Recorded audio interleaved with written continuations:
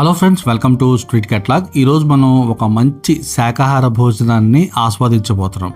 రీసెంట్గానే ఓపెన్ చేసిన శ్రీ సుబ్రహ్మణ్యం అన్న హోటల్కి వెళ్ళి మనం సంపూర్ణ శాకాహార భోజనాన్ని ఆస్వాదించబోతున్నాం అనమాట. ఇది వచ్చేసరికి విజయవాడలోని ఫుడ్ జంక్షన్ దగ్గర సిగ్నల్ పక్కనే ఇబాకో ఐస్ క్రీమ్ పక్కనే ఉంటుందన్నమాట.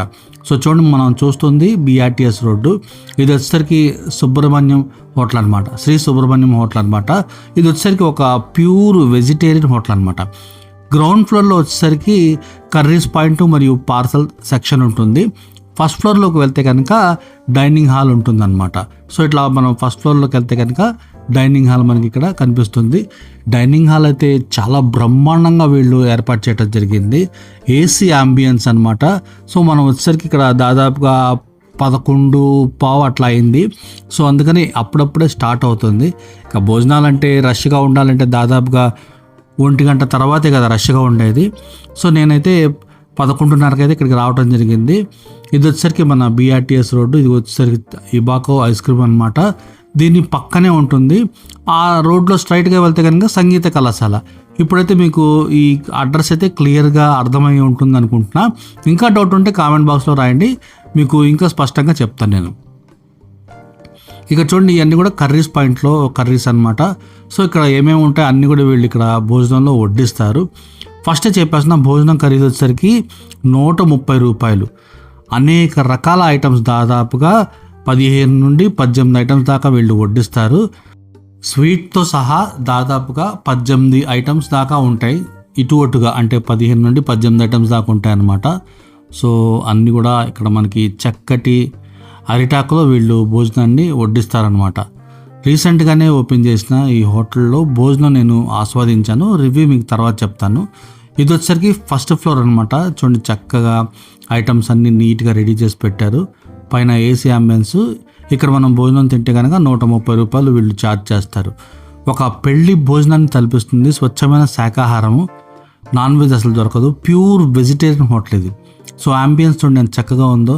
ఫ్యామిలీతో వస్తే కనుక చక్కగా ఆహారాన్ని మనం ఇక్కడ ఆస్వాదించవచ్చు. అంతేకాకుండా ఇక్కడ ఇంకా నాకు బాగా నచ్చిన విషయం ఏంటంటే వీళ్ళు ఇక్కడ భోజనాన్ని అరిటాకులో వడ్డిస్తున్నారు. పచ్చటి అరిటాకులో ఐటమ్స్ అన్నీ వడ్డిస్తున్నారు. ఇది వచ్చేసరికి వంకాయ పకోడీ.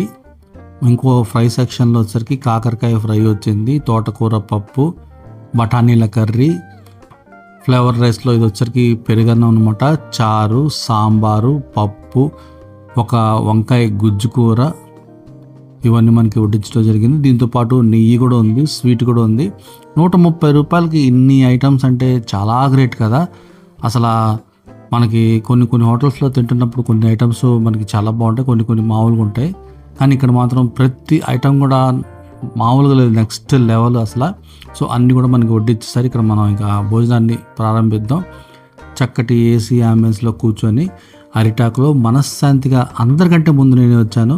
సో ముందైతే మనం క్యారెట్ ఫ్లేవర్ రైస్తో మొదలుపెట్టాం. క్యారెట్ ఫ్లేవర్ రైస్ బాగుంది.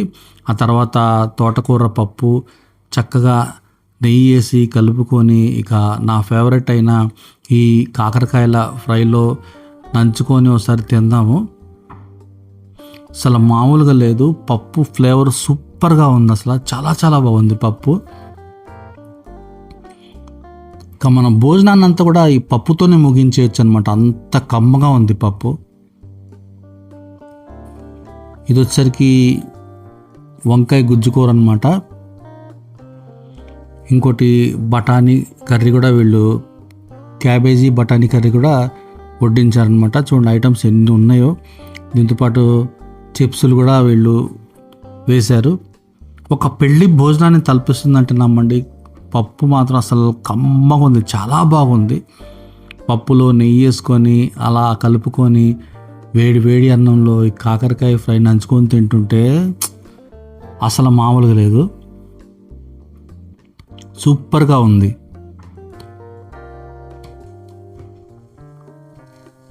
ఇది వచ్చేసరికి క్యాబేజీ బఠానీ కర్రీ అనమాట. చాలా బాగుంది. ఇది కూడా నంచుకొని చూశాను. ఇది కూడా మంచి ఫ్లేవర్తో ఉంది. కాకరకాయ అంటే నా ఫేవరెట్. ఇది కనిపిస్తే చాలు ఇంకా అన్నీ కూడా మర్చిపోతాను నేను. BRTS రోడ్లో ఫుడ్ జంక్షన్ అక్కడ ఇబాకో ఐస్ క్రీమ్ పక్కనే ఉంటుందన్నమాట ఈ హోటల్. మనం తినిన తర్వాత ఐటమ్స్ ఏమైనా కావాలి, పార్సల్ కావాలి అంటే కూడా మనం పార్సల్ కూడా పట్టుకు వెళ్ళొచ్చు అనమాట.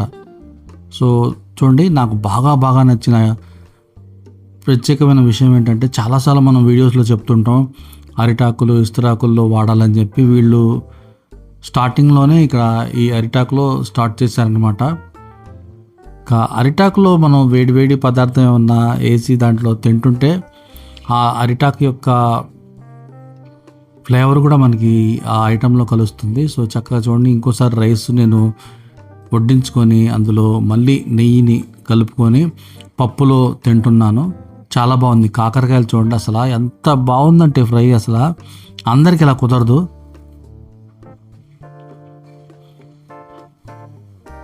సూపర్గా ఉంది. ఈ చిప్స్లు కూడా వీళ్ళు భలే వెరైటీగా ఎంచుకున్నారు. కొన్ని చిప్స్లు మనం అన్నంలో నంచుకొని తింటుంటే మ్యాచ్ అవ్వవు అనమాట. కానీ ఇక్కడ మాత్రం భలే బాగున్నాయి చిప్స్లు కూడా. చక్కగా వేడి అన్నంలో నెయ్యి వేసుకొని సాంబార్ కలుపుకొని తింటుంటే అసలు మామూలుగా లేదు. సాంబార్ కూడా కమ్మగా ఉంది, చాలా మంచి రుచిగా ఉంది. ఇది ఒక ప్యూర్ వెజిటేరియన్ హోటల్ అనమాట. ఇది బ్రాహ్మణ్స్ ద్వారా నిర్వహిస్తున్న ఒక ప్యూర్ వెజిటేరియన్ హోటల్.